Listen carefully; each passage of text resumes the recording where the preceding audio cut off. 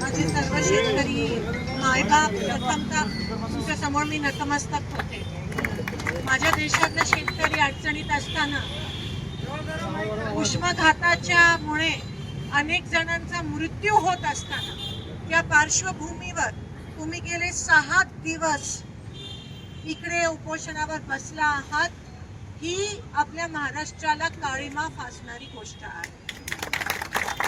या देशाचा, या महाराष्ट्राचा कणा, माझा शेतकरी मायबाप काही पाणी न पिता, काही अन्नाचा एक त्या ठिकाणी काही न खाता इथे बसलाय आणि सरकारला ह्याचा अजिबात जाणीव नाहीये ह्याची. त्या गोष्टीचा मी निषेध करते. खरं तर ही व्यासपीठ ही राजकारणाच्या पलीकडची आहे. ही व्यासपीठ ही माणुसकीची व्यासपीठ आहे. इकडे येऊन भाषण देणं ही आमची संस्कृती नाही आहे.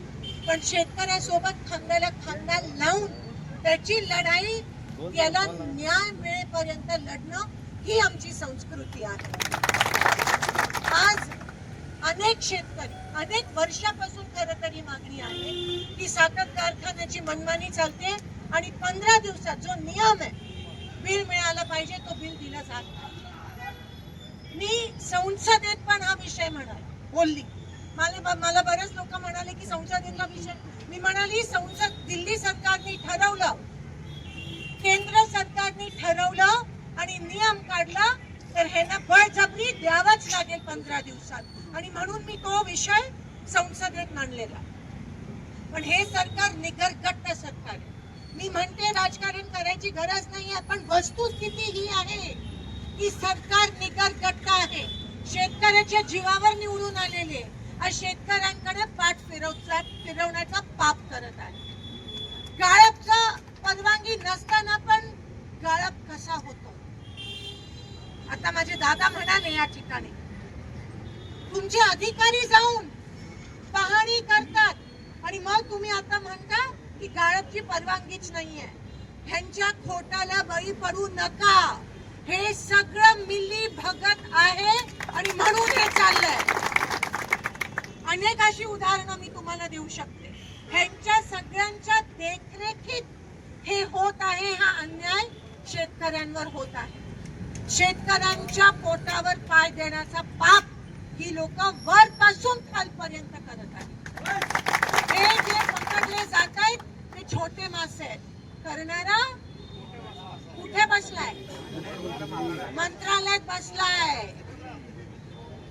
वरपासून खालपर्यंत पैसे कमवण्यासाठी किती 136 कोटीचा सब गोलमाल है आपल्याला या ठिकाणी दिसून येत आहे. तुमची लढाई मी वैयक्तिकरित्या व्यर्थ जाऊ देणार नाही. मी लढतो, मी भांडते. ना मी सत्तेसाठी राजकारणात आली, ना मशीनमुळे इलेक्शन जिंकली. जर जिंकली असेल आजपर्यंत इलेक्शन तर तुमच्या कृपेमुळे जिंकली आहे. प्रत्येक शेतकरी, प्रत्येक कामगारामुळे. आणि मी जर तुमच्यासाठी लढली नाही तर ती माझ्या हातून सर्वात मोठी चूक होईल, सर्वात मोठा पाप. आणि ती माझी संस्कृतीच नाहीये.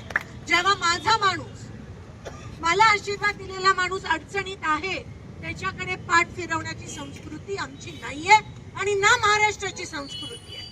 आणि आज महाराष्ट्राच्या संस्कृतीला सत्ताधारी काळीमा फासत आहे. तुमच्याकडे पाठ फिरवणं. आणि म्हणून दादा काळजी करू नका. आज खरं तर काही दिवसापासून मी तुमच्या संपर्कात आहे. मागच्या 2 दिवसाखाली पण तुमचा त्या ठिकाणी फोन आलेला, पण ती चुकीने तिने मला सांगितलं नाही. पण आम्ही तुमच्या सोबत आहोत आणि ही लढाई आपल्याला दिल्लीला पण घेऊन जावी लागली तर आपण घेऊन जाऊ. पण पहिले लक्षात घ्या, ह्याचे सगळे जे कर्ते आहेत ते मंत्रालयातून सूत्र हलवत आहेत. आता आपण साखर आयुक्त है ना, त्यांना पकडू, है ना, पुढे करतील छोटे मासे. नीट मध्ये कसं झालं, छोटे मासे पुढे करतात, पण करणारा हा शासनाचा एक भाग आहे, सरकारचाच भाग आहे. त्याशिवाय नीट सारखा पेपर लीक होत नाही. त्याशिवाय गाळप नसणारा कारखाना गाळप देऊ शकत नाही, परवानगी नसलेला.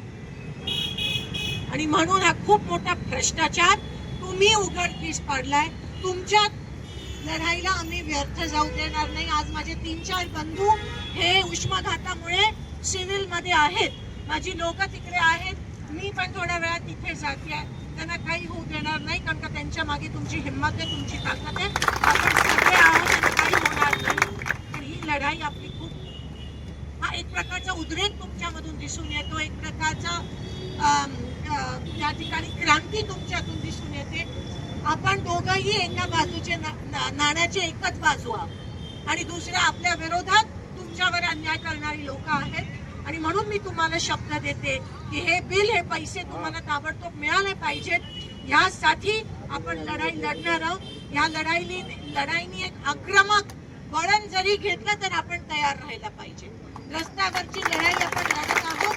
माझे शेतकरी मायबाप, एकीकडे खताचे भाव वाढले, दुसरीकडे डिझेल नाहीये, दुसरीकडे पाणी सोडायची बोंब आहे, तिसरीकडे पीक विमा मिळत नाही आणि असा दुष्काळात 13वा महिना संकट माझ्या शेतकऱ्यावर अन्नाचा पाक या सरकारने केला आहे. त्याचा निषेध मी करते. तुमची लढाई मी खांद्याला खांदा सोबत तुमच्या सोबत लढून या लढाईला न्याय मिळण्याशिवाय मी गप्प बसणार नाही. एवढं तुम्हाला एक तुमची बहीण म्हणून शब्द देते आणि तुम्हाला साथ देते. सरकारचा निषेध करून इथेच थांबते दादा. आणि ह्या पुढे जे काही पावलं घ्यायचे ते मी व्यवस्थित करते. तुम्ही आपण नियोजनबद्ध या लढाईचं नियोजन पूर्ण आपण करूयात आणि त्या पद्धतीतच प्रत्येक पाऊल घेत राहूया. तुम्हाला तुमच्या या कष्टाला आम्ही व्यर्थ जाऊ देणार नाही हा शब्द देऊन इथेच थांबते. धन्यवाद. जय हिंद, जय महाराष्ट्र.